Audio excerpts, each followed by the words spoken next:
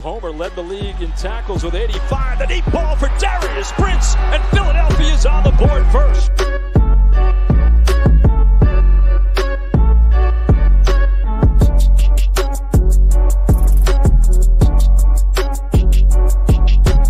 On the draw, this is Bryson Allen. And Allen weaving his way all the way down to the 22. 10-yard line, 5. Mayfield, dancing all around. Throw it as far as he can throw it. Jump ball coming. Crazy stuff. Not this time. And you want to be a wide receiver, you're going to have to take a little bit of a hit like that as Brown got him in that shoulder, but watch. Those are teeth. Do we have a dentist on staff here?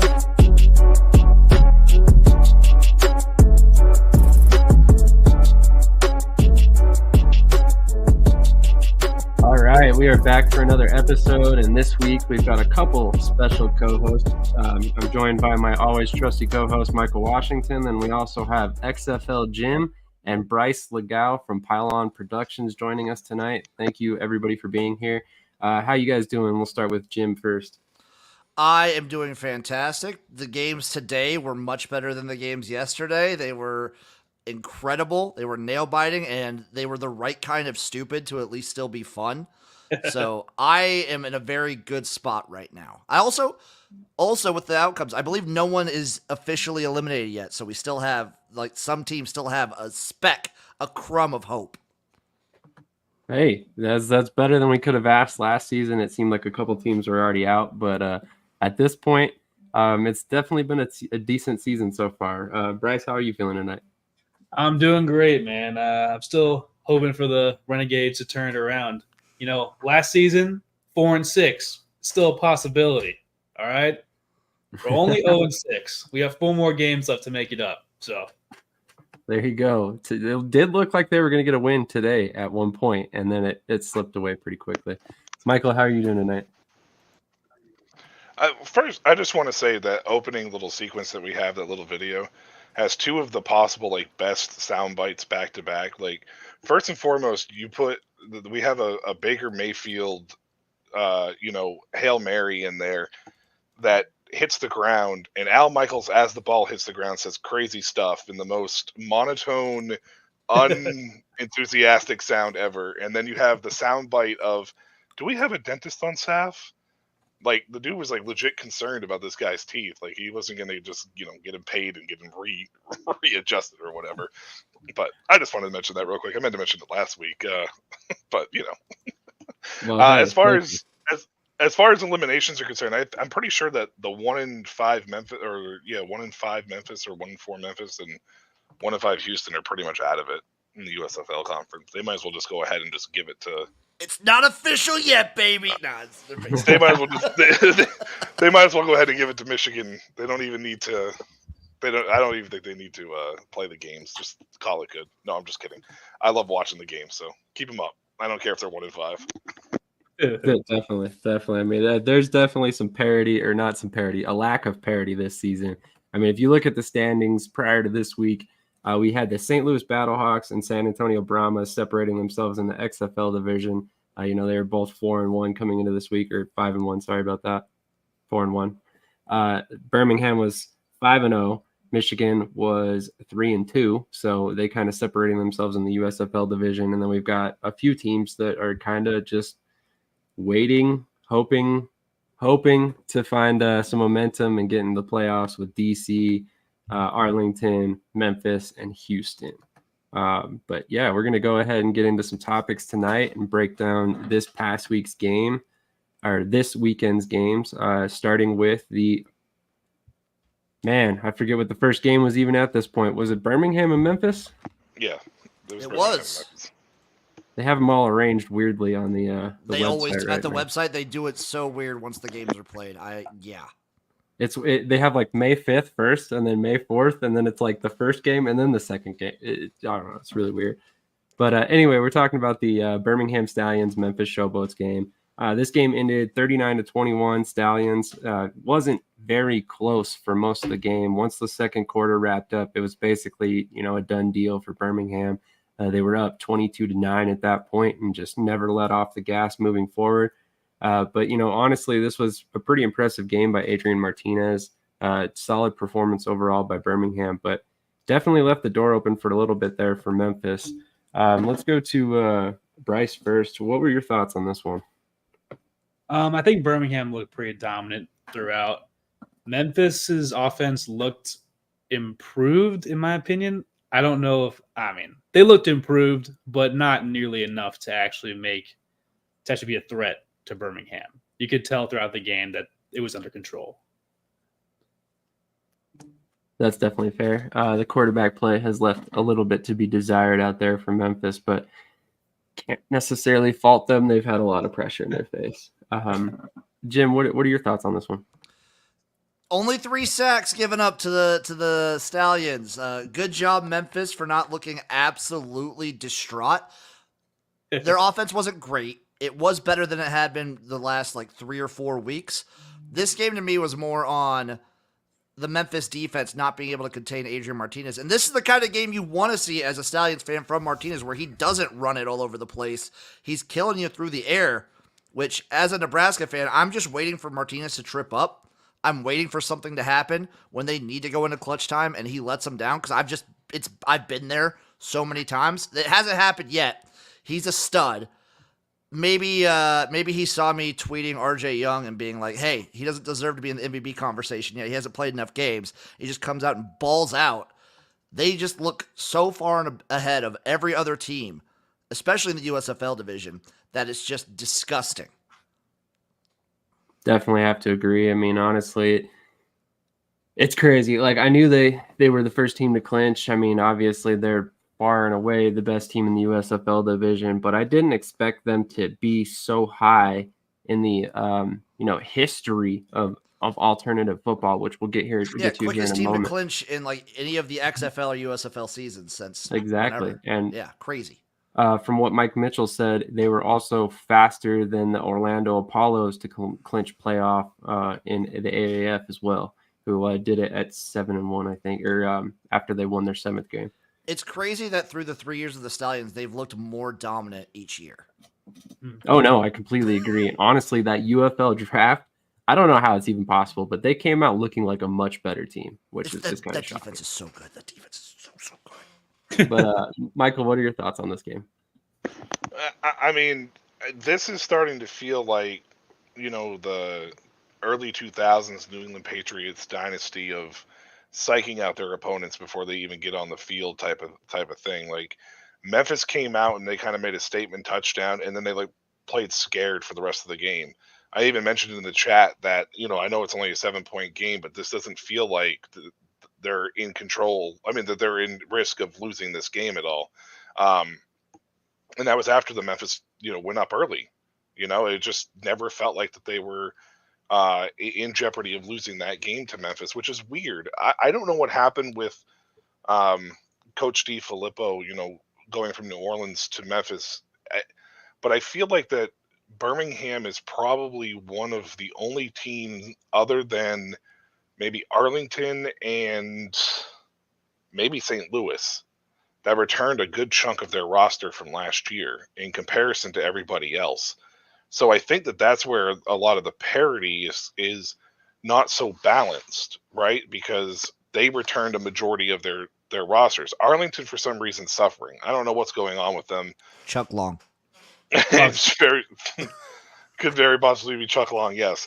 But even Arlington has been in every single game, even though they've lost, right? So it just feels like the teams that are really struggling and that haven't found their footing, and with no preseason games in a 10 game schedule, you fall that far behind. It's going to be.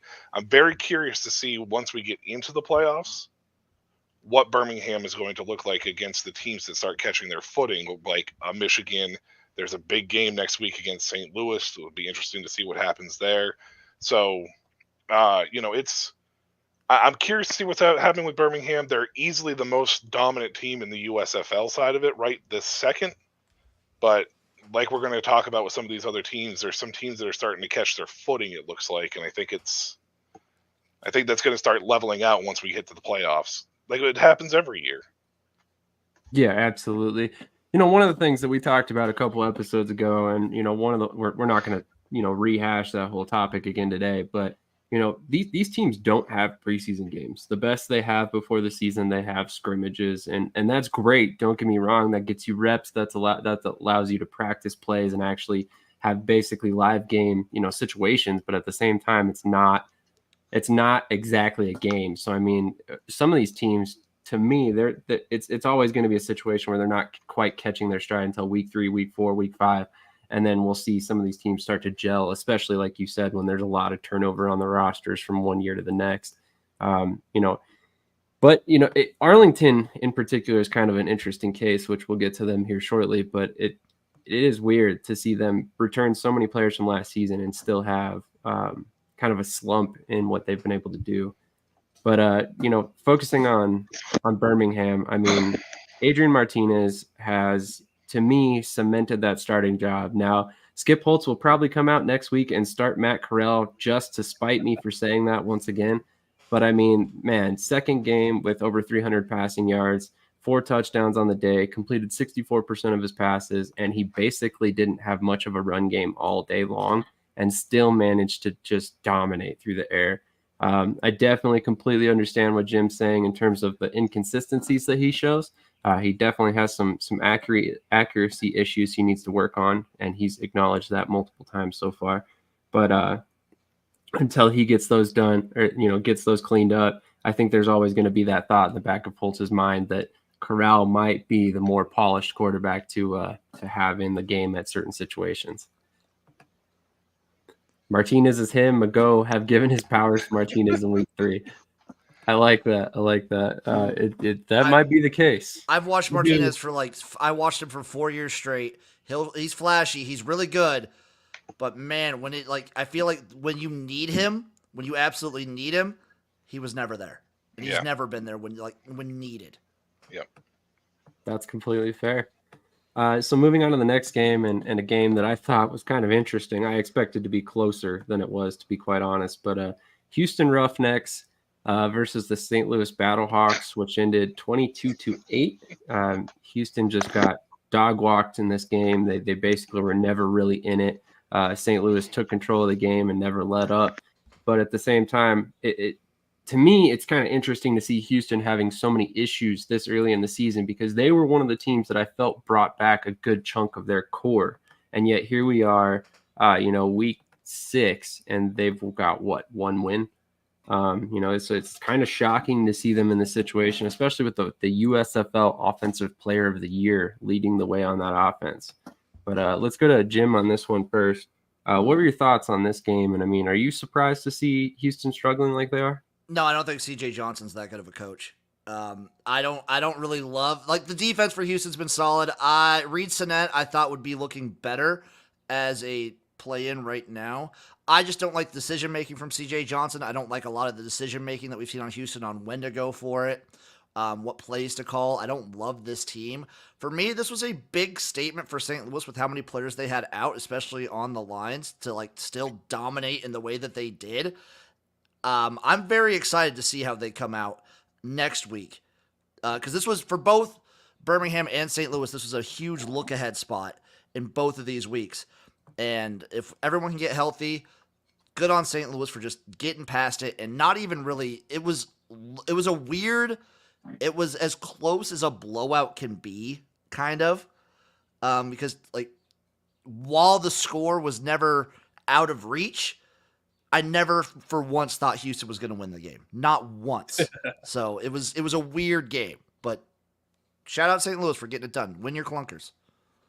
Yeah, 100%. I mean, also Hakeem Butler's the dude. He's obviously AJ McCarron's number one guy. He's going to be AJ McCarron's number one guy, which is crazy. Still, I'll say it's crazy how stacked this receiver core is.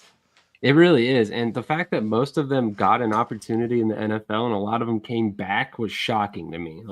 I thought a lot of those guys would stick. Hakeem Butler in particular, I thought he would be in Pittsburgh right now.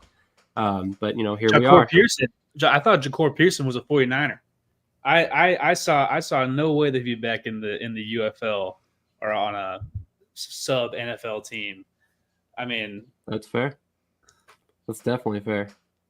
I mean, man, you could say that about a lot of players in this league, honestly. There are a lot of talented players in the UFL this season. A lot of guys that just it's mind-blowing that they're not in the NFL right now. I think we talked about that a little bit last week with the new quarterback from Michigan, Bryce Petty, or Perkins. Sorry, I always call him Bryce Petty.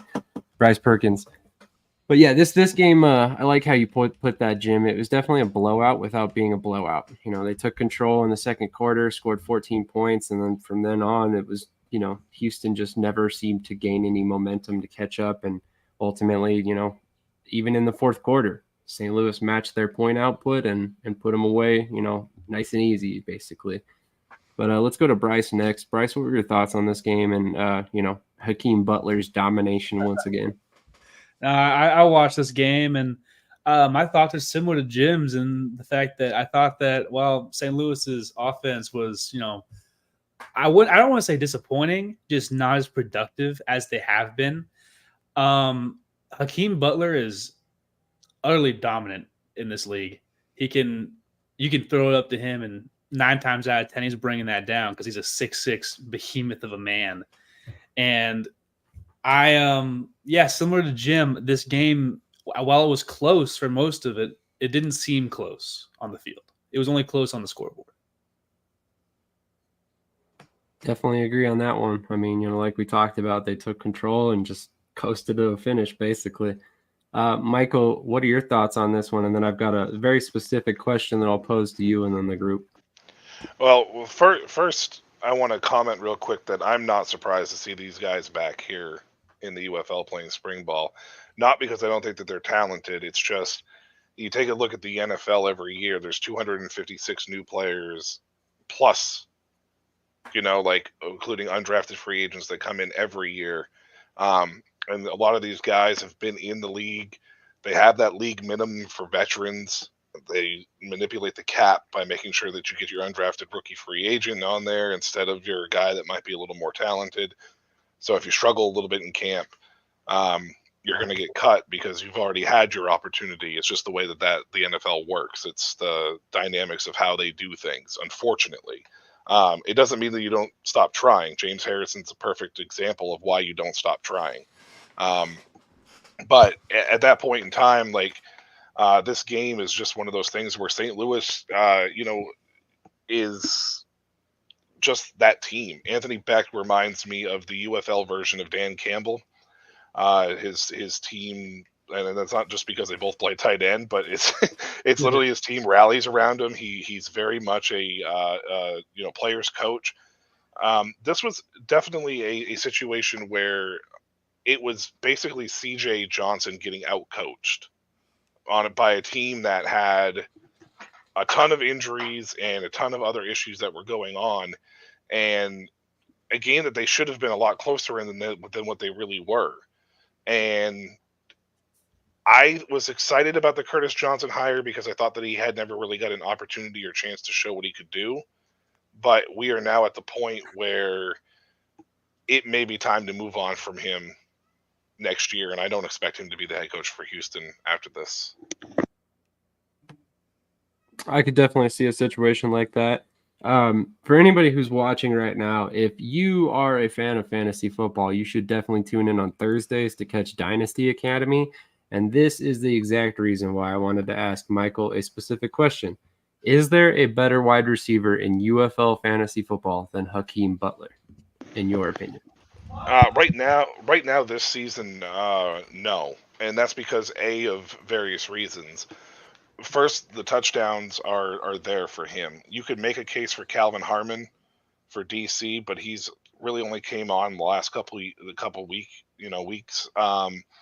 But all the other teams kind of spread the ball out a lot. You don't really see a lot of repeat performances, and so far it's been basically Hakeem Butler that has been the most consistent person week in and week out for any team, getting receptions, targets, yards after catch, and the touchdown. He's a very big, prominent presence in the red zone. So right now this year, I would say Hakeem Butler's probably would be your number one, fantasy guy from a standpoint of depending on what your dynamics are for your league. Receptions. If you play PPR, which is points per reception, Hakeem's probably going to be your number one guy overall, just because he's been the most consistent. Definitely would agree on that. Bryce, do you have any opinions on Hakeem Butler versus the other wide receivers and for fantasy purposes? Hakeem Butler is the first receiver you want on your team, no matter what. That's all I have to say about that. He's the best receiver in the league, and he's the most productive receiver in the league, pretty much for a reason. Definitely would agree. Jim, any thoughts on that one real quick before we move on? It works out that whoever is the number one target in that St. Louis offense is going to probably be the number one receiver when it comes to fantasy football. Crazy when you have the most productive offense in the league, especially when it comes to scoring touchdowns. The number one receiver would be that guy. Butler has a relationship with him. It's almost a shame they have so many talented guys that don't get to shine, because now it's just like the Hakeem Butler show. Mm-hmm. Like Ja'Cory Pearson got one game, Aitman got like 2 games, but like Butler's going to be his number one guy every time. He's going to be the number one fantasy guy like every week if that's the case. That's definitely fair. I mean, Bryce touched on it a little bit. When you're 6'6", you have a little bit of an advantage in the red zone. So obviously that's always going to make you a huge, fantasy asset. And a lot of those guys there just don't have that height to compete with that, unfortunately. And realistically, who does? I want to touch a quick bit on Hakeem Butler and his interesting journey through the NFL as well, because he was a 4th-round draft pick to Arizona, and he was actually the highest offensive skill position player that Arizona drafted after drafting Kyler Murray. They didn't draft anybody else in rounds 2 to 3 until they drafted Trey McBride a few years ago. Hakeem actually went to Philadelphia. Yep. And Philadelphia tried turning him into a tight end, but he suffered from drop problems all through his career at Arizona, Philadelphia, and wherever else he went afterwards. And the funny part is you're not seeing those drop problems at the UFL level. You're not really seeing them. He's had a few drops, but you're not seeing the amount of drop issues that he had, especially when he was in Philadelphia. Yeah. It's so crazy because he had the same thing last season where the UFL he was like a lock. He was so sure-handed, and then he goes in the NFL preseason, and it's just drop. I don't know what it is about him with the NFL. It doesn't mix because he was a stud in college. He was incredible at Iowa State. So I don't know what it is. Maybe it's just being in the NFL that just something snaps.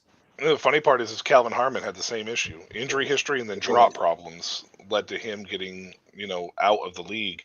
And he's been pretty sure-handed for us, for DC this year. He's had a few like Hakeem has, but overall you haven't really seen those issues. So it's pretty crazy to me to see those two guys specifically, having those problems at the NFL level and then not having those problems now down here in spring ball. That is interesting. And honestly, I still think that move to tight end for Butler was viable. It should have happened with Philadelphia, quite honestly. I mean, that offseason, for some odd reason, the Eagles brought in multiple guys that were switching positions of some sort to tight end. And I thought Butler had a really good chance because of his size, his ability as a wide receiver, but unfortunately it didn't work for him. But that is definitely something I think a team should look at, in the future in the NFL. I mean, he is technically a step slow as a wide receiver at the NFL level, but I mean, if he can clean up these drop issues, he would make for a really good tight end, especially in that move, that move position where he can be out of the backfield in the slot, stuff like that.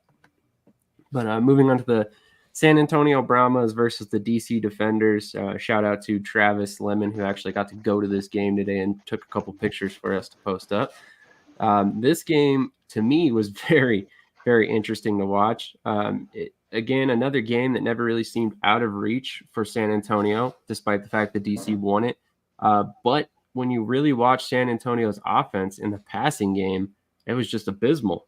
But then John Lovett, who has been hot and cold throughout the XFL the past year up until this season, just exploded on the scene today with 153 rushing yards. So I wanted to talk to you guys about this in particular. I mean, let's start with your thoughts on the game, and then we'll kind of discuss why Lovett was so man, so able to defeat the defenders single-handedly today in the run game, because it was kind of surprising to me in particular. But let's go to Jim first on this one. Well, Dr. He dialed it back, guys. He didn't blitz nearly as much as he normally did, so that opened it up for the run game and love it. But guess what? No passing game. This is easily Quentin Dormady's worst game I've seen of his spring football career. Easily the worst of the season. Play calling was a little weird too. AJ needs to kind of maybe stop getting so cute. And defensive mistakes is what just cost defensive and special teams mistakes are what cost San Antonio this game. How do you not tackle on a kickoff? What are you doing? They were in this game crazy. The offensive line did a decent enough job blocking for the most part. Just when you don't have a passing attack, it's hard to win games. That's the easy truth. And DC did a really good job on defense.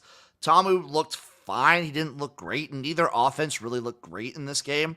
Both run games kind of actually shown out a little bit, but it's all about the defense not blitzing as much, and just the team that made less mistakes wins the game. Good job, defenders.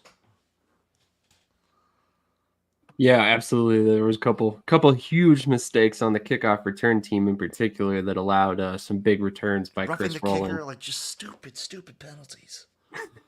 Absolutely accurate.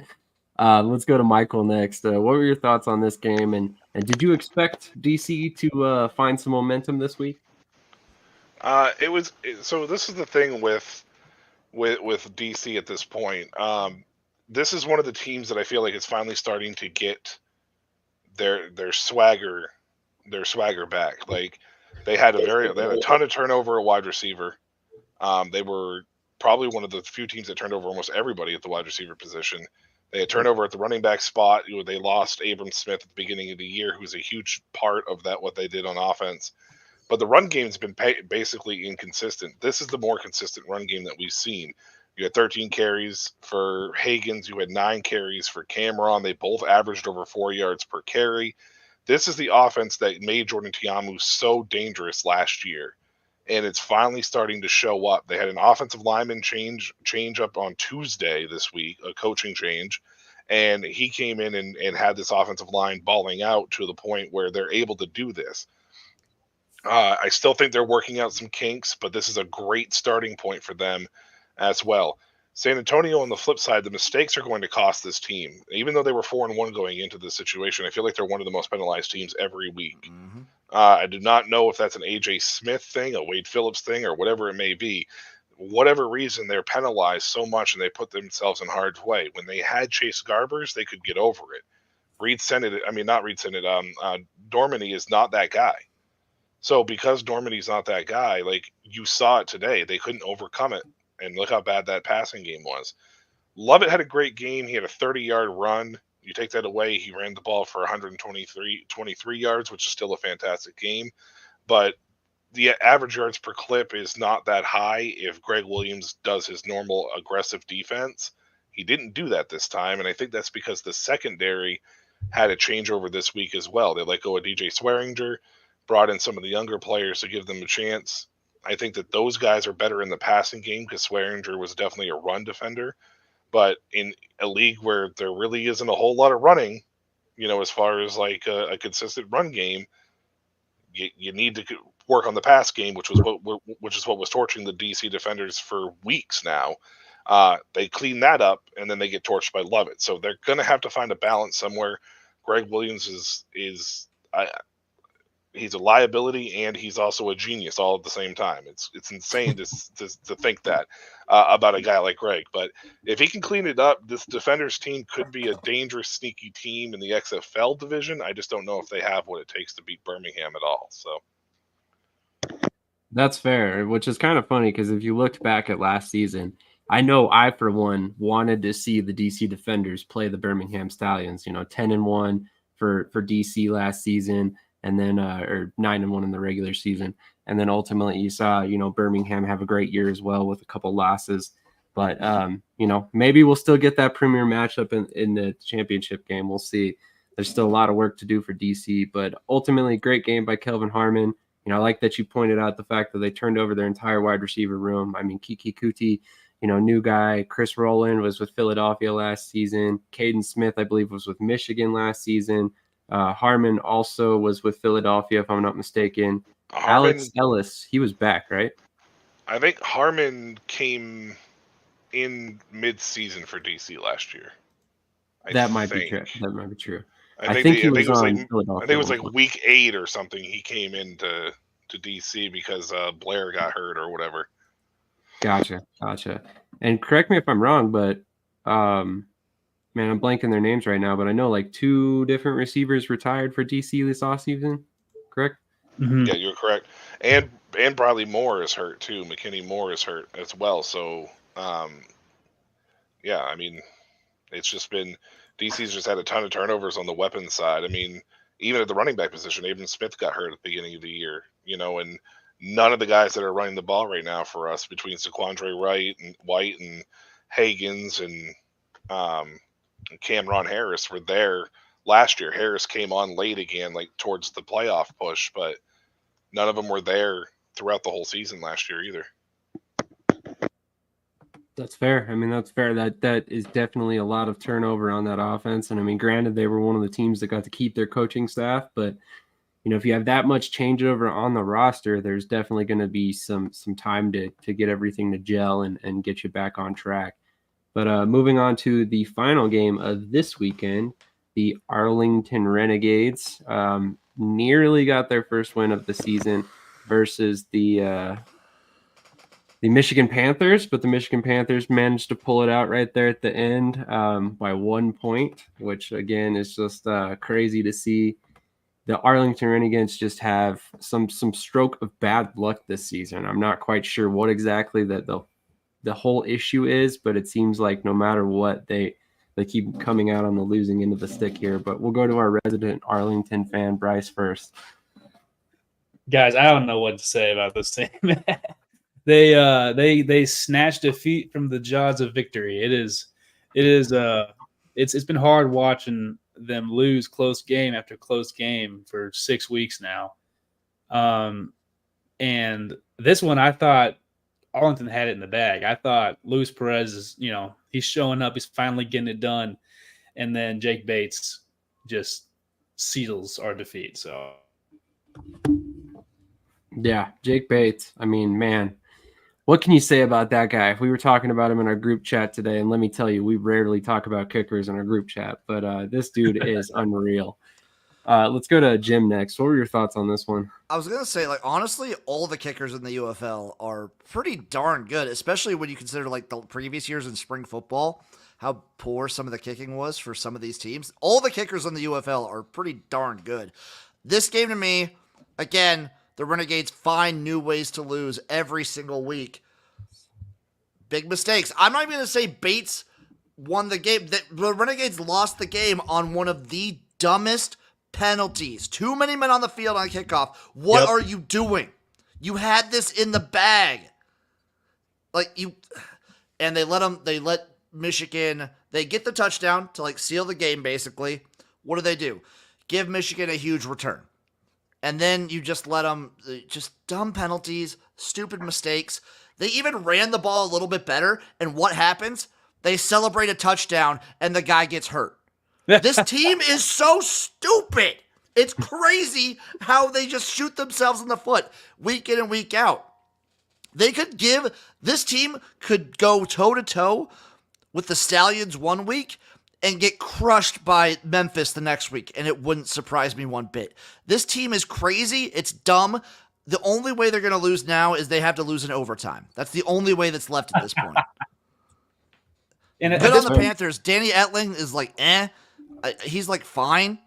He's a better passer than EJ Perry was, but I still don't love the offense that this Panthers team is trotting out. Good on you for having a decent offensive game against the worst defense in the league, I guess. I still don't believe in the Panthers fully. This defense is good.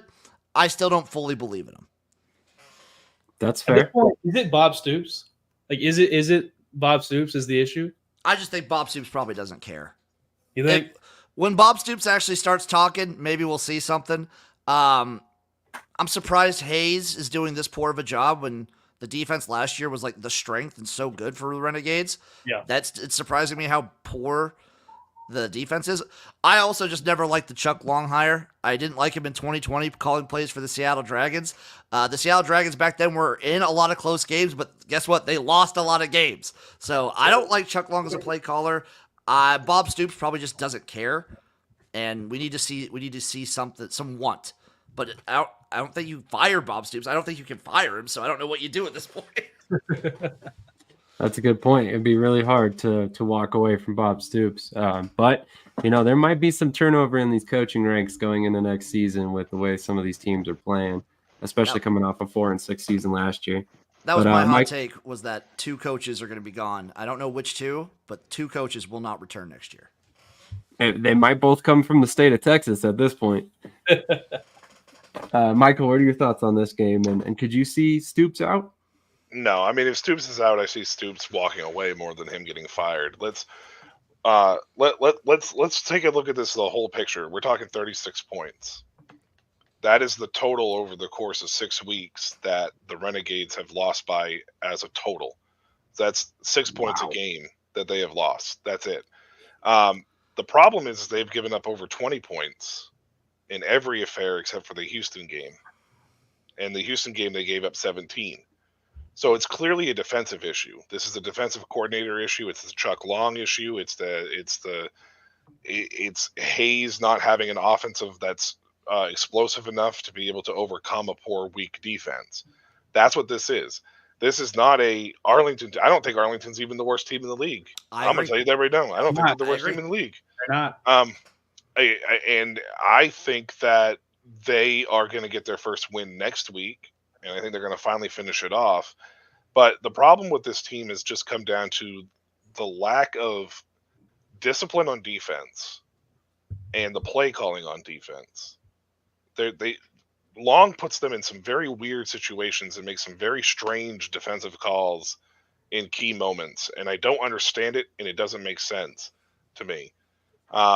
This Renegades team has been in almost every single game. The only game that you could say that they haven't been in was when Birmingham kicked their ass in week 1. Other than that, they've pretty much been in every game, including the 10-point loss that they had last week to San Antonio. They were still involved in that game for a good chunk of that game. So it's not I don't think it's a Bob Stoops issue. I think it's a defensive coordinator issue, and I think it's the personnel. It's either one of 2 things. It's either personnel doesn't fit Chuck Long's system, and Chuck Long refuses to change his system to modify what he has for talent, or so Chuck Long's just not that good. And I'm going to probably say the latter of those 2, to be honest with you. And I hate to say it because I love seeing coaches get an opportunity and chance. But obviously there's something wrong. You don't go from being an XFL champion even at 4-6 to suddenly being 0-6 and being at the bottom half of the bottom feeder of the league. Maybe a win next week catapults them to 4-6 like Bryce says, and they still don't make the playoffs because of the way that the format is, but whatever. That's a good point. I mean, I do like the fact that these coaches are getting opportunities, but I mean, at this point, are we even really giving new coaches opportunities? I mean, like Jim just said, Chuck Long was, a play caller with Seattle before. So, I mean, at that point, he's just returning to the XFL. He's not necessarily progressing in his career per se, although I guess you could say he progressed from last season because he was co-offensive coordinator last year, and now he's just offensive coordinator. But that I guess that's the one thing you could say. But speaking of which, that seems like a topic that we didn't really touch on. I mean, what do you guys think happened that they chose to stick with Chuck Long and not like Jay Hayes? There were a couple other turnover things on the Arlington staff as well. I think Jonathan Hayes got a different job. I think he wanted to coach high school. So I think he got like a job coaching the high school ranks down in Texas. So he's like a head coach now for like a decent sized high school in Texas, I believe. Interesting. Okay, I was not aware of that, so thank you for sharing. I definitely had not caught that. Because his brother's still on the staff. His brother's still the defensive coordinator, so they probably would have kept him if he wanted to. He probably just wanted to be a head coach somewhere because he kind of took from 2020 to 23, he took like a demotion from being a head coach in the XFL to being an OC, co-OC. So maybe he just wanted to like do his own thing. I need to apologize too. I was saying Chuck Long like I was speaking defensively. I met Jonathan Hayes through the whole thing. I think Hayes. I think Hayes is the problem. I don't think Long is necessarily the problem. I just don't like Chuck Long as an OC because he's like some baffling calls every once in a while. And and offensively on that side, he does do that as well. I meant Hayes. I apologize to everybody. I heard Jim say Chuck Long and it stuck in my head. But Hayes is the defensive coordinator. He to me is the problem. Which I actually find it odd because if I remember correctly, wasn't he St. Louis's defensive coordinator? He was Arlington's D coordinator last year, and in 2020 he was the Battlehawks.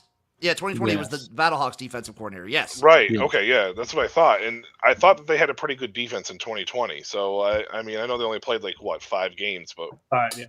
Yeah, I thought he was pretty good there, and I thought Arlington's defense last year was pretty good. So I'm very confused as to why that this is a problem this year, and maybe it's the turnover, and maybe Hayes is not finding the players to fit his system. As I said when I incorrectly called him Chuck Long, but I pictured him. I pictured Hayes. I knew who I was talking about, but I just wanted to apologize for that because I think Hayes is the problem, which is weird because he regressed. Chuck Long, I think, fits the Luis Perez style quarterback. I don't think he's necessarily the problem because they have been involved in this game. In their games, it's just the defensive side of things. They just can't seem to stop anybody. I would agree. And this is a great comment by Julian. For the DC Defenders, the playoffs start now. Bring back the New Jersey Generals, San Diego or Sacramento Invaders, plus Seattle Sea Dragons and Orlando Vipers. Orlando would be an interesting home for the Vipers, I think. And, they seem to support the Apollos pretty well with the AAF, and we haven't seen a team there, other than the Guardians last year, which I think had they won some games, they might have had a little bit more success getting fans in the stands. Maybe I'm wrong there. I think they burned it with Orlando by not including them this year. They might have, and that's honestly a topic that could be discussed for a lot of different markets, even some of the markets that they did return to. I've heard a lot of arguments that the uncertainty with the UFL merger eventually at first not necessarily not knowing what we were going to get from left a lot up in the air for too long and kind of hurt the attendance for some of these teams. Like we could sit there and probably speculate, well, St. Louis isn't going anywhere with the merger. So I think they weren't really affected as much due to the fact that they already had quite a bit of support from the get-go. But, I think, people want to use that for an excuse for Birmingham. I don't necessarily know that that's the case, but like teams like Memphis, where you weren't necessarily sure they were going to keep their team, or, the gambler roughneck situation, stuff like that. I can kind of see some of the drop off in attendance there, but I do wonder how much that really truly affected everything overall. I do want to say I do not want to see any relocation after this year. Mm-hmm. Keep all 8 teams. Give them a full off season to like do some outreach. Yeah, you need to do that. You need to make sure that you're saying, "Hey, we're here to stay." Because the minute that you relocate a team is the minute that you're starting to burn a city. It's not like you can move Memphis and then be like, "Oh, we'll just circle back to them." Like Orlando was burned. Orlando Apollos, they showed up. The Orlando team that was there with the XFL had pretty strong numbers, and then the XFL Orlando Guardians were not so much, right? Like, yeah. You know what I mean? Like they were all right, but they weren't the greatest. And now all of a sudden you take the team away from Orlando again. How are you going to explain that to Orlando when we're going to say, "Hey, we're going to give you a team back"? The only way that I could see that coming back is if they were able to acquire the rights for the Orlando Apollos. That would be Which I think at this point they probably could. Well, I'm sure that they could shell out enough money to do it, but that would be the only way I could see something along those lines happen. I would also love to see San Diego eventually. I do agree with that. San Diego, I think, deserves it for sure. So, I mean, just small things like that. I mean, I'm not going to talk about expansion, but I do want to mention one other thing about the merger maybe holding up some some issues with the attendance is, I agree with that. I agree that there was a possibility that you could have seen that, but also at the same time, I think there's a lot of, I still think there's a lot of loyalists, loyalists who are just like, I'm not watching this product, or I'm not going to see my team because they're not in the UFL anymore, the USFL anymore, or they're not in the XFL anymore. Because you saw a lot of that. Remember with the whole merger situation, it was like XFL fans and USFL fans were all at each other's throats and stuff, and they're like, "Oh, I hate you, and I hate you, and both leagues suck." You know what I mean? Like, there was really no need for it, and I feel like that there's still a lot of people that may be kind of like, "Oh, well, this isn't the USFL, this isn't the XFL. I'm not supporting this team right now." You know what I mean? Like, it just petty shit. I could see that. I would think more it's like, oh, my team's not in this league anymore, so I'm not going to check it out. Like, I was checking this league out because I was a Philadelphia Stars fan, or I was checking this league out because I was a Seattle Sea Dragons fan. And now that they're not in it, what point? I'm just going to watch these other sports that my city is participating in instead of football. Yeah. Well, I mean, the streaming numbers and the viewership is fantastic. Those numbers are sensational. I mean, I think I saw a thing that said they're like 38% to 45% above where they were last year for both leagues at this point.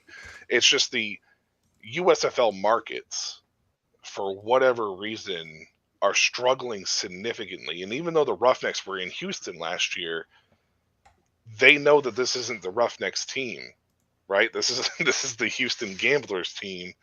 So I don't know what it is that the disconnect with the USFL markets, but I really feel like Fox and the USFL kind of failed those three markets pretty drastically, and Houston's just in the wake of them. Because it has to be a lack of home, like, grassroots marketing, because I feel like that's all it. Yes. That's all it has to be. Yeah, because you see. I've seen a lot of Renegades marketing locally in my area in Dallas. And I know, like, our attendance isn't the greatest, but if they had limited marketing, then it would be around like 4,000 people there probably. They actually, put in good work. I seen billboards driving down I-45. I mean, it's you can tell they're putting an effort in Dallas. I can't say the same for other locations, especially the ones that are struggling. That's a good point. And I think that the attendance will continue to creep up and continue to grow as this league grows. But, it doesn't help that you're 0-6 either right now either. So, I mean, that's never a good thing when that happens. But I still want to see them strike a deal with the MLS. Anyways, sorry. We got a little bit sidetracked there. But You're good. That's what this show's for. We got plenty of time.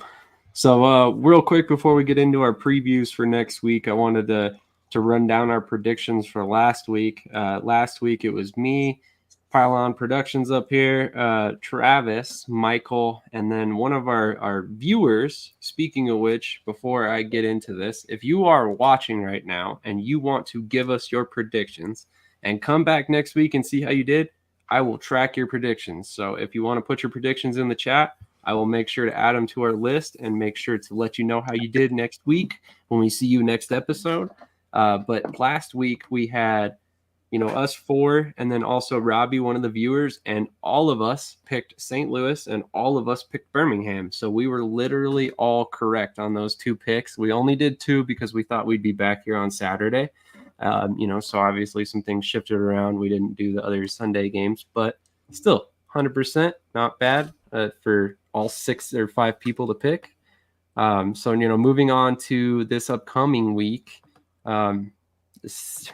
couple different games here are going to be great games, and I'm almost excited to talk about those ones first. But we're going to start with the first game of the weekend, Saturday, May 18th, 4 p.m. Eastern in Detroit, Michigan at Ford Field. Viewed on Fox, Memphis Showboats versus the Michigan Panthers. Michigan's got home field advantage, obviously. So let's go to Jim in this one. Are you skipping to week 8? Am I on week 8? Yeah, you're on week 8, week 8, baby. That's week 8, baby. Oh, my fault. Went too far. Okay, Memphis Showboats versus Arlington Renegades. Saturday, May 11th, 1 p.m. Eastern Time. Let's go on Toilet ESPN. Bowl. Let's go. I love these games. These games are always just disgusting messes. I'm here for it. Give me, you know what? Give me the Showboats and give me overtime. Overtime. The Renegades will find a way to lose one more game, and this time it will be in overtime. Wow. Okay. Do you have a score prediction by chance? I'm going to say, so the overtime's what? Is it 2 points each time or is it 1? It's 1. Is it Is it 1? just- 2. It's just 1, isn't it? I think it's just 1. Okay. Showboats 32, Renegades 31. Okay. Awesome. High scoring. Both defenses stink. I could definitely see that. Let's go to Bryce next. Who do you have in this game? Please, Renegades. Please get a win. Please, Luis Perez. Luis Perez, if you can hear us, Luis Perez. No, 27-24 Renegades. I need a win. Okay, 27-24 Renegades. Michael, what are your thoughts on this one? See, this pains me because I love Coach Flip. Obviously, having interviewed him and him being a Breaker last year when I was a New Orleans Breakers fan for the USFL, it made it hard to see what he's going through right now in Memphis. They had a lot of turnover. I hope he doesn't leave. I hope they give him another chance next year, but they're going to give Arlington their first win. It's going to be, this offensive line still has some issues for Case. They gave up 3 sacks against Birmingham, but I feel like everybody gives up sacks against Birmingham. But I'm going to say 24-16 Arlington, and it's going to be a nail biter that Memphis is going to get a chance to go down to score and tie the game, and maybe make Bryce's blood pressure go through the roof. But Oh, man. it's like they're going to give it away again, but I think they're going to hold tight this time. So 24-16, I'm going to go with Arlington. I hope they keep Flip too. He seems like such a good personality to have in the league. I hope they keep him. Easily one of the best interviews I've ever had. Like, he's just a chill dude. It was a fun interview. Great guy. From all my interactions with him, he's just a really good person. Off the field, it looks like he gets pretty fired up on the field. I love it. I love him mic'd up. So good mic'd up. Shout out to Andy Palmer. He said something. He's like, it's so funny to watch. DeFilippo's face turn bright red when he gets frustrated. You just immediately know he's about to start yelling at somebody. But I'm actually picking Memphis in this one, and maybe it's just based on my bias, but I'm going to go Memphis 17-13 in this one. Very low scoring. I expect it to be a defensive battle, primarily because both of these offensive lines have left something to be desired there. But we shall see. Something tells me this one I might be wrong on. I just want it to be a mess. I want it to be a crazy mess. Like turnovers, penalties, chaos. Give me this just disgusting display. It probably will be, to be quite honest, as much as I hate to say that. But moving on to the next game at hand, also May 11th, not May 18th, just so we're clear, week 7. St. Louis Battlehawks versus Birmingham Stallions, which honestly could end up being a championship preview right here this week, although the championship, St. Louis will have home field advantage. In this one, Birmingham has home field. It's on Fox. So let's go to Jim first on this one. What are your thoughts on this particular game? You hit the nail on the head when you said championship preview. I do believe this will be a preview of the championship, and this is me projecting. This is me wanting. I'm going to say the Stallions win in a very close game. I'm going to say Stallions get it done 24-20 in a nail-biter against St. Louis. And I'm going to already go ahead and further predict. I'm going to say St. Louis gets it in the championship game. I just want that to happen because I'm going to be in St. Louis. And I want that atmosphere and vibes just to go crazy. So do I. I mean, man. You couldn't ask for a better atmosphere, let alone, St. Louis having home field advantage for the championship game, considering how they've already showed up for regular season games. Bryce, let's go to you next. What are your thoughts on this one? I'm picking St. Louis as well. I think that, maybe their offense wasn't as good because maybe they're looking to next week. Maybe they're looking to the Stallions, preparing a little bit extra for the next week. But I think if you're going to beat Birmingham, you have to beat them good. I think a 10-point game, 30-20 St. Louis. All right, man, that's a bold prediction. Let's go to Michael next. Michael, what are your thoughts on this one? My thoughts are I wish this show was on Friday so I could see the injury report. So I could see what St. Louis's offensive line and stuff is going to look like. If they're healthy, they can win this game. And I think that they will win this game if they're healthy. I unfortunately do not think they're going to be fully healthy. So I think Birmingham is going to win this game. I'm with Jim that I think that this is a potential championship preview, and I do believe that if it is St. Louis and Birmingham in the championship game, St. Louis will get it back and beat Birmingham there. This game, I think Birmingham is going to win. Now, it'll be interesting to see how they also handle now that they've clinched, right? Like, are they going to take the foot off the gas pedal? What's going to happen? I think they're going to want to make a statement in this game because there is a possible championship preview. So I think it's going to be Birmingham wins this game, but it's going to be like 26-25.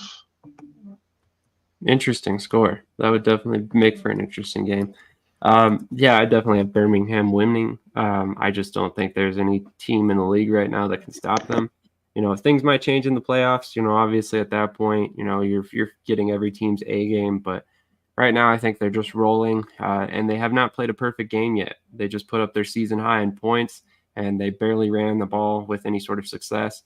If they can kind of come together and have every unit on this team play a perfect game, I don't think there's a team in this league that could beat them, quite honestly. Now, will that happen this season?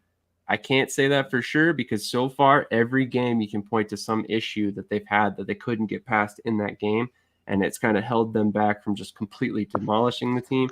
And I know they played a blowout game yesterday, but I still think there was some room to clean up some issues there. In this particular game, I think it's going to be high scoring.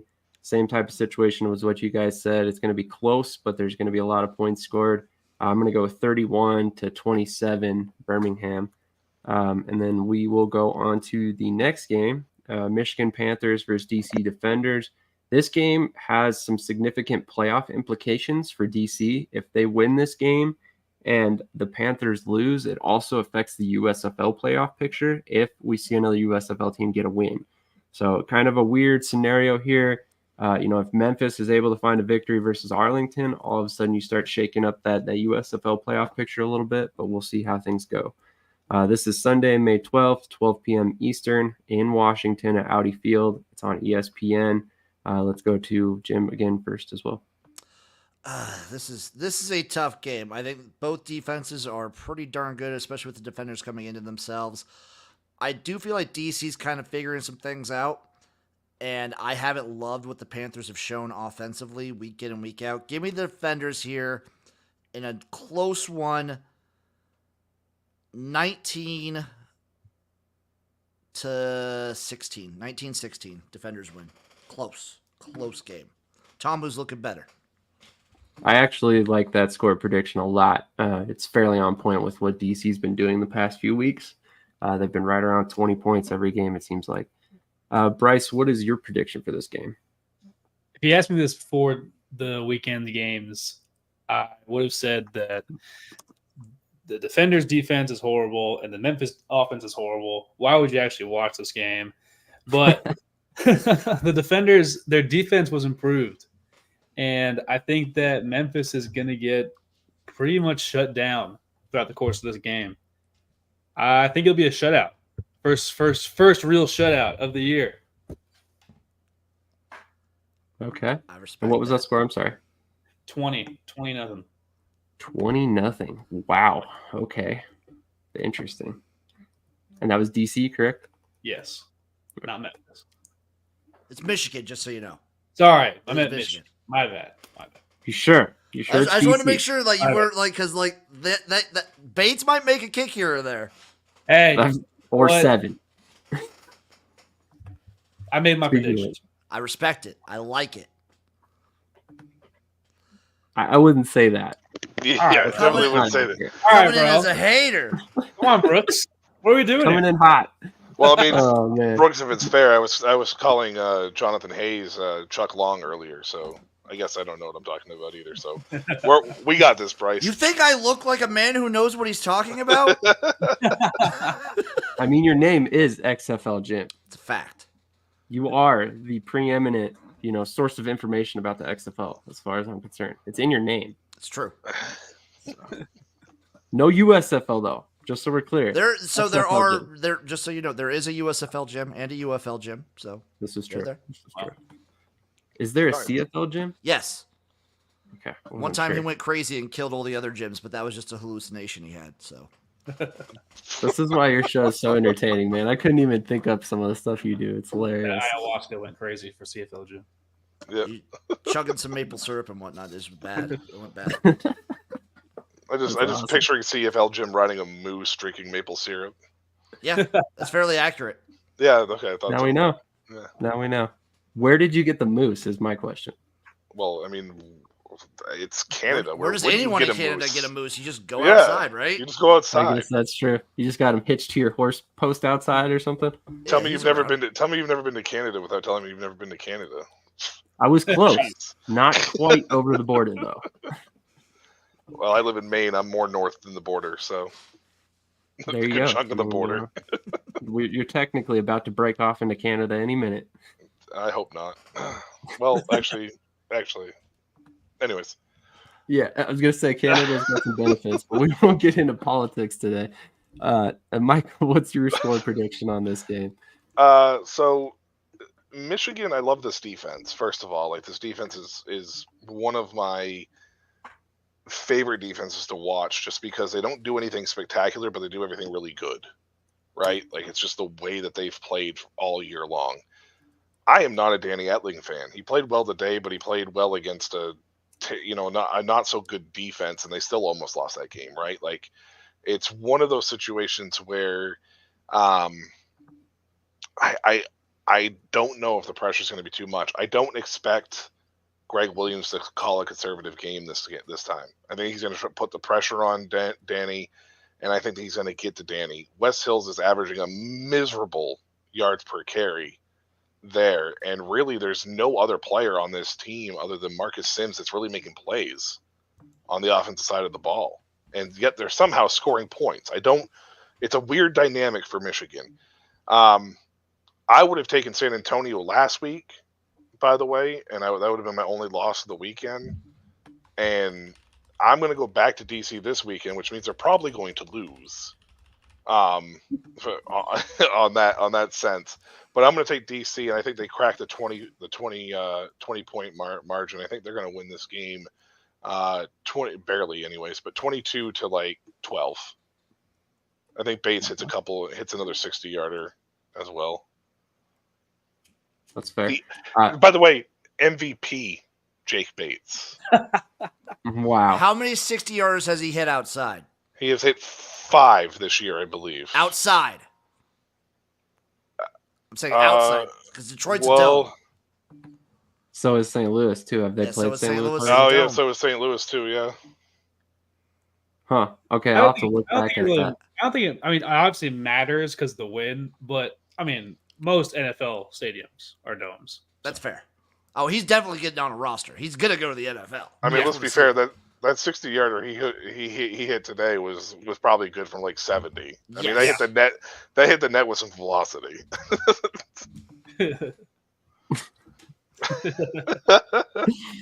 Has to get his comments back at Brooks there. Brooks, thank you for tuning in, even if you were just a little too harsh on our boy Bryce here. We appreciate the viewership nonetheless. But final game of the weekend, San Antonio Brahmas versus Houston Roughnecks, Sunday, May 12th, 3 p.m. Eastern. Houston is the home team at Rice Stadium, and it is on ESPN in this one. Let's go to Jim again as well. Brahmas win. Houston stinks. Bounce back spot. Give me the Brahmas in a disgustingly low scoring game again. Give me the Brahmas 13-9. Brahmas 13-9. Get the win. Oh, man, that game's going to be really boring if that's the case. Love Let's It go to Again Bryce has a next. crazy game because, like, I don't know. Maybe Dormady breaks 100 yards passing. Maybe. That's what we have to look forward to, the century mark in the passing game for Dorman. All right, Bryce, what's your thoughts on this one? Oh man, is Dormady even going to be healthy for next week? We don't even know if he's going to be. I'm hoping it's not that serious. I hope he's going to be okay. It looks like he was pretty shaken up on the field though after that last play. But I mean, assuming Dormady is healthy, I feel like hitting the century mark is a reasonable objective for him to hit. I just don't see the Roughnecks doing anything at all. They looked inept the past 2 or 3 weeks, and my prediction is 27 to 10. Man, I miss Chase Garbers. I miss him so much. He was looking really good there at the so beginning electric. of the season. God, he was fun. Michael, what are your predictions on this one? So Houston had 17 points in week 4. They've had 17 points total since week 5 and week 6. It has not looked pretty on offense for them. Defensively, they look pretty good though. I think they've only cracked 20 points once all year, and that was 20 points in a loss to the Michigan Panthers earlier this year. So the Roughnecks definitely have some issues. There's a ton of problems going on here. San Antonio's defense looks pretty solid. I'm very curious to see that we see Jaden DeLaura. Maybe we see Jaden this week, even with him, even if Dormady is healthy. I think we might see DeLaura kind of get sprinkled in here. It's going to be low scoring, though. It's not going to be pretty. I don't expect it to be. San Antonio looks like they're kind of moving a little bit in the wrong direction, ironically enough. But a lot of that's injury-based. So I'm going to say 16 to 10 San Antonio. I'm hoping for a Houston win. I want a Houston upset. Okay. Fair enough. I forgot to give my prediction for DC. I'm thinking 23-15 DC win on that one. I think now that they find their stride that they're going to continue to find momentum as the season goes on. Honestly, I'm shocked to see their record at what it is right now. I still think they're one of the best teams in the league, talent-wise. Obviously a lot of things can be said on paper. It hasn't panned out, in the game. So in their defense, I think it's time for them to start getting some momentum here. But I'm also going to pick San Antonio. I just think Houston has fallen apart, especially given, the comments by Mark Thompson on Twitter. I'm not sure if you guys had seen them, but it kind of seems like he's ready to step away from Houston, if not football in general at this Mark point. Thompson just loves stirring the pot and making drama. I know it. I love it. And I love it. I love Mark Thompson. I love Mark Thompson, bro. He's one of the funniest follows I've had. He definitely likes to stir the pot, like you guys said. And honestly, he tweets like a wide receiver. That's what I say about Mark. He really does. He tweets he tweets like a wide receiver. That's a good way to put it. I honestly think that he's preparing himself for a career after football. He's trying to have himself set up in some sort of something media related after football. I could be wrong, but I have this inkling that he's building this following for a purpose. But we shall see. As far as San Antonio, I'm going 17-9. I just, again, you guys hit the nail on the head. I see this being a really low scoring game. I don't see Houston getting much of anything going. 3 field goals sounds about right for them right now.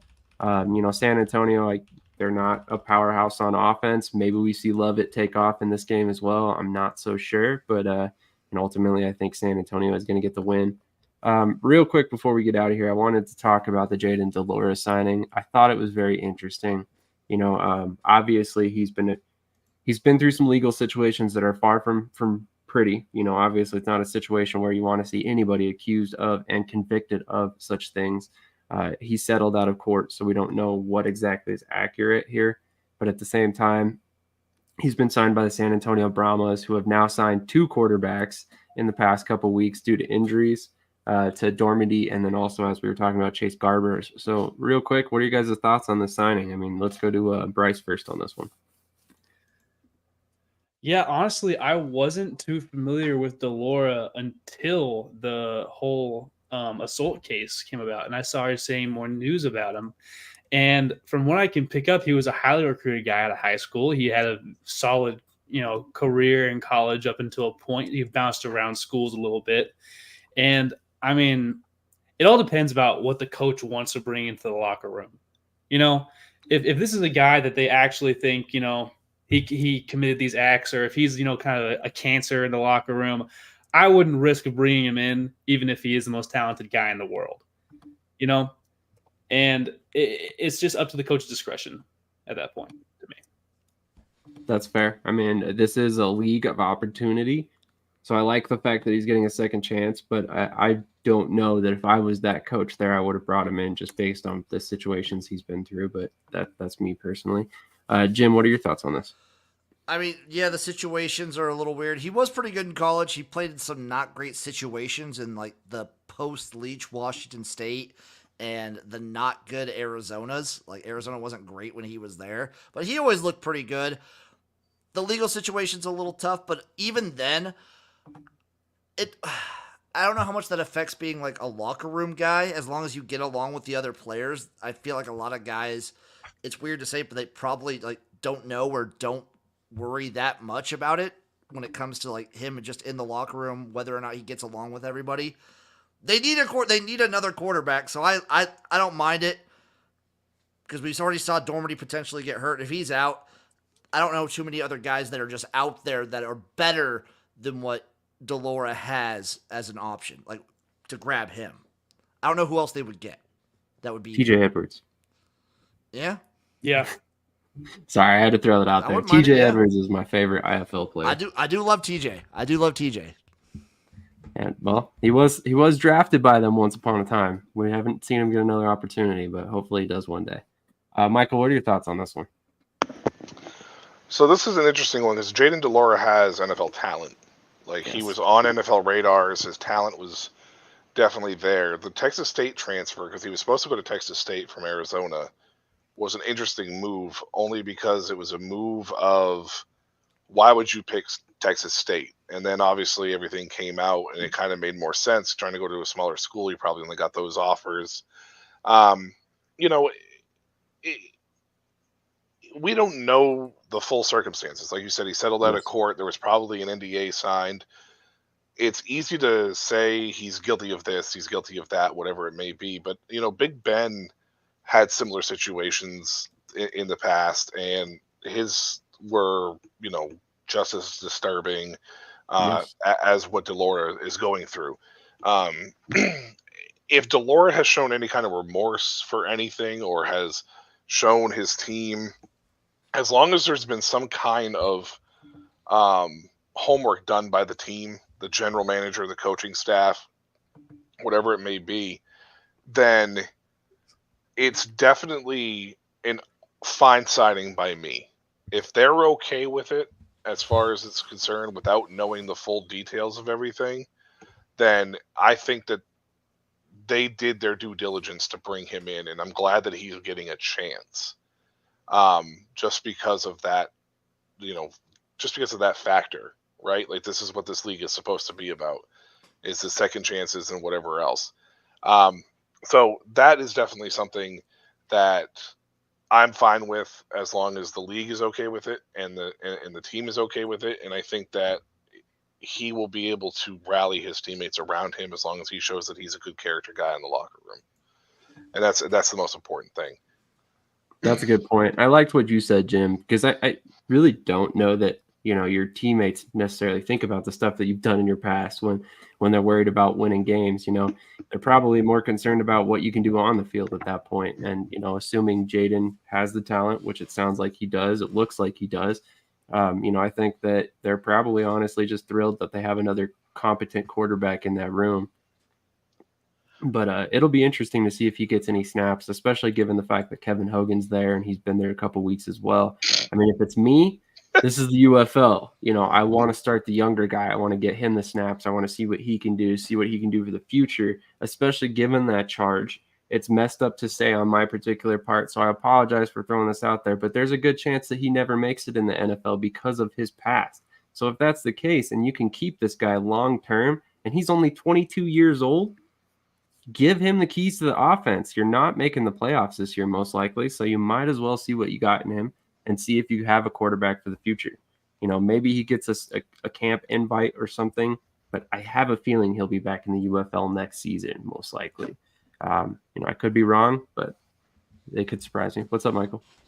I want to, before we sign off here, I want to ask if anybody saw the PFT, Pro Football Talk, article about the St. Louis Battlehawks attendance while the rest of the league is failing in attendance or struggling in attendance, and that the NFL should take notice. What are your first thoughts? Because they're proving that St. Louis is an NFL, it's a football city. Oh, okay, gotcha. Okay, so they're basically making it a pro NFL St. Louis conversation. What are your first thoughts, though, if you're a St. Louis individual and you live in that area?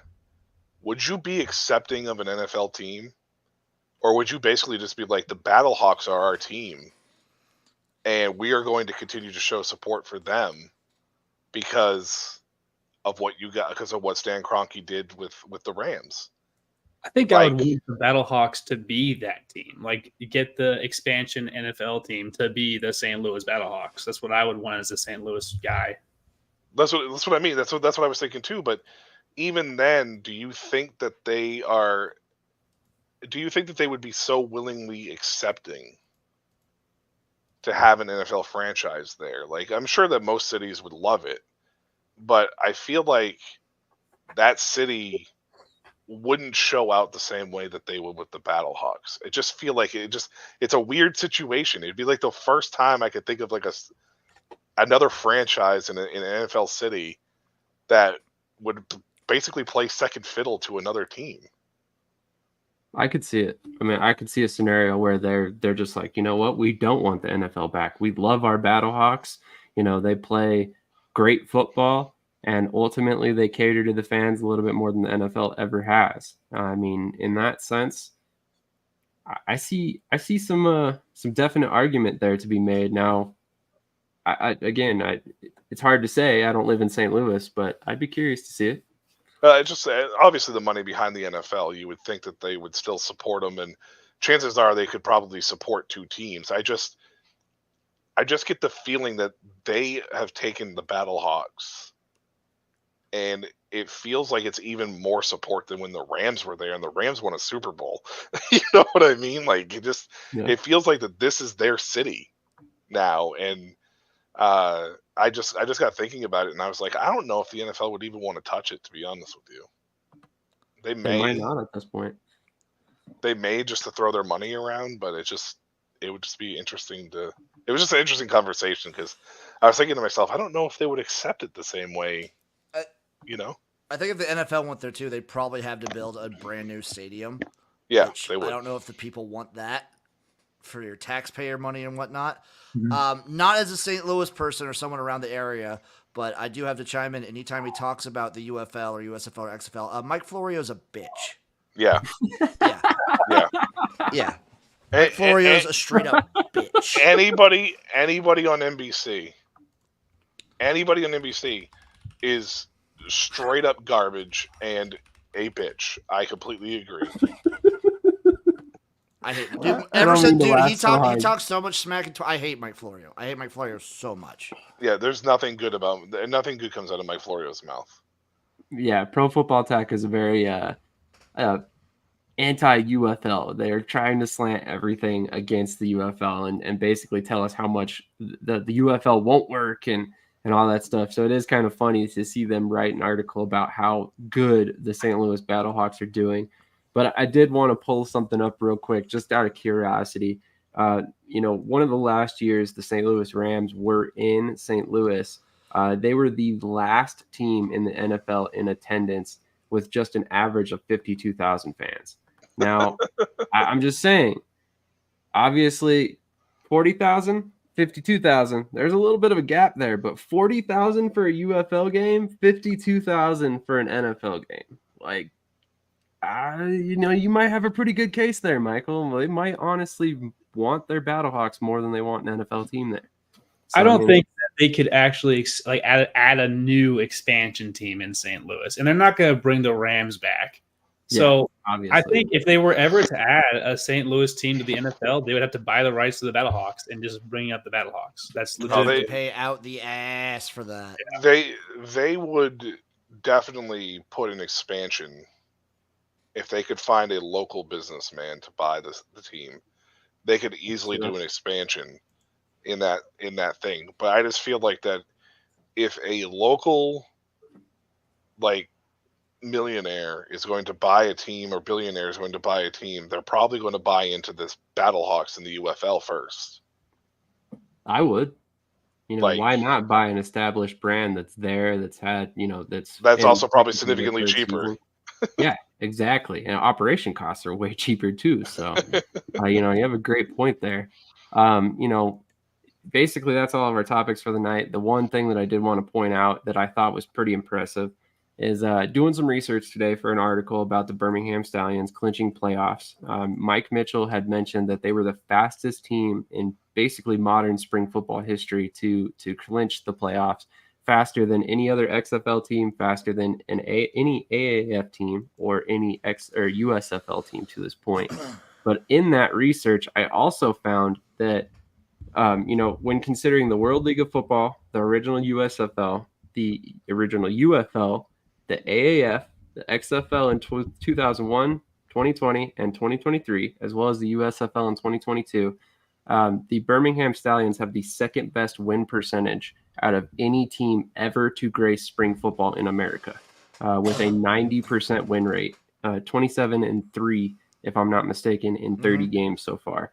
The only team that has topped that is the 2020 Houston Roughnecks, and that's only if you don't consider the fact that they then again played in 2023 and 2024 with the XFL. So just thought that was really interesting to throw out there. We are literally watching history be made by Skip Holtz and the Birmingham Stallions, and that's saying a lot because this goes all the way back to the 70s. And I know it's not a current, a running history from 1970 all the way to 2024. Obviously, we've had a lot of leagues go away and come back and stuff like that, but still just a monumental run for Birmingham and what they've been able to do so far this year and throughout their 3 years, really.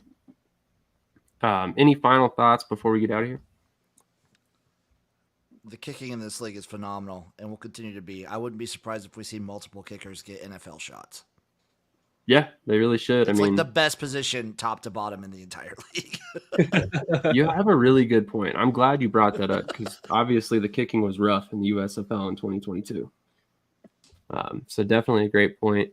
What do you have coming up next, Jim? I'm sure you got something coming out every week. I'm revealing a new show coming out this week, so we'll be prepared for that. It's either going to drop Wednesday or Thursday. I do live stream watch-alongs for every UFL game. So if you want to watch me watch the UFL and do have crazy rules and whatnot, every Saturday, every Sunday, we're watching the games. It's a blast. There you go. Make sure you tune in. XFL Jim on YouTube. Do you also you stream to Twitch as well? Do you stream anywhere else? I stream to Twitch, YouTube, and then I do podcasts and whatnot to Twitter and Facebook, but my main ones are Twitch and YouTube. I'm so close to getting affiliate on Twitch. I'm so close. Go to Twitch. All right. You heard it here first. If you are on Twitch, make sure to go follow XFL Jim. Help him hit that affiliate status. It is not easy. It's so hard. For some reason, I have such a hard time gaining followers on Twitch. I won't even tell you how many. I have the followers. It's hard gaining viewers for me. I have 100 some followers. It's just hard getting. It's hard getting That's viewers. Fair. That's fair, especially if you're multi-streaming. If you're multi-streaming to YouTube, I feel like that's where you're going to get the bulk of your viewers for sure. I'll have to keep that in mind and start watching your show on Twitch, specifically on purpose for that. But Bryce, what do you have coming up, man? I'm sure you got something coming. Yeah, I've got end of season highlights for Tim Whitfield coming out, as well as other stat leaders in the LFA and the UFL. And throughout the summer, just keep your eye out for Pylon Productions videos coming out. I've got all year round now. I do LFA, UFL, ELF, NFL, college football as well. So yeah, Definitely. We'll have to get you doing a little bit in arena football in there as well eventually. Oh yeah, for sure. It sounds like you've already got a full plate just with the few, the couple leagues that you do. Michael, we've got a bunch of stuff coming up with you. Why don't you go ahead and run it down real quick? So we got 3 shows left of the LFA Spring Showcase. We got one this week, and then we're going to go through the playoffs. And then I'm starting up the Summer Showcase, which is right at the end of the month with my new co-host Bryce over there. He's going to be joining me for the show this year. And then I have a CFL show. Hopefully that's still in the works that I'll be able to do through the summer as well. And then Dynasty Academy. It's a fantasy football. It focuses on Dynasty, Campus to Canton, and Devi fantasy leagues for any of those who play it. We discuss, rankings and whatnot, and just try to keep you in tune with how to approach a Dynasty-style fantasy football league. And I believe we're winding down with spring football reports because there's only a few weeks left in there as well, unfortunately. I mean, still a good amount of shows left, but that's, I think, it for the most part. And I'm going to have some interviews, obviously, with ELF players and hopefully coaches this year as well. And I don't think there's anything else other than that. I don't think I have any other shows on tap. So that sounds about right. It's almost hard to keep track of at this point. We've got so much stuff going on, but definitely tune in. Make sure you're subscribed to all 3 of these channels: Pylon Productions, XFL Gym, and then also Shady Sports Network. We're very lucky to have a pretty good group of content creators that comes on and talks football with us about every different league. So, we're trying to hopefully spread the wealth a little bit with the subscriber count here and, get these guys to where they're monetized as well. And then also, continue to grow the community as well. All these leagues need fans, and all these fans need to be talking about the leagues for them to succeed. So, that's what we're here doing it, and we're doing it every week. So make sure you're tuning in every week, 9:30 p.m., typically Saturdays. We've kind of been moving the schedule around a little bit to work with everybody's schedules, but typically Saturday or Sunday is when we're going to be recording this show in particular. You can catch Spring Showcase, not Spring Football Reports, Spring Showcase every Wednesday, 8:30 p.m. Eastern. If you're an NFL fan, we got multiple NFL shows coming at you. 49ers dedicated podcast, Niners Nuts, Eagles Elite podcast. That's also, Philadelphia Eagles. Basically a little bit of everything. If you're a sports fan, just make sure you're subscribed to all 3 channels here, and then we'll keep you nice and entertained throughout the rest of the off season, the NFL off season into NFL season. And then shout out real quick to Dee's Place, our official sponsor, and we'll catch you guys in the next episode. Follow your passion first. First.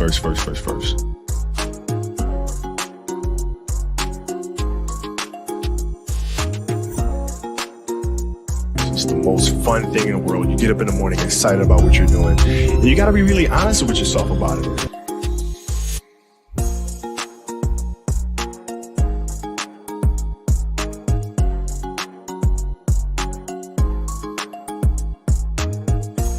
And you got to sit there and ask yourself, okay, what am I truly passionate about? What do I enjoy doing? I'm a game changer.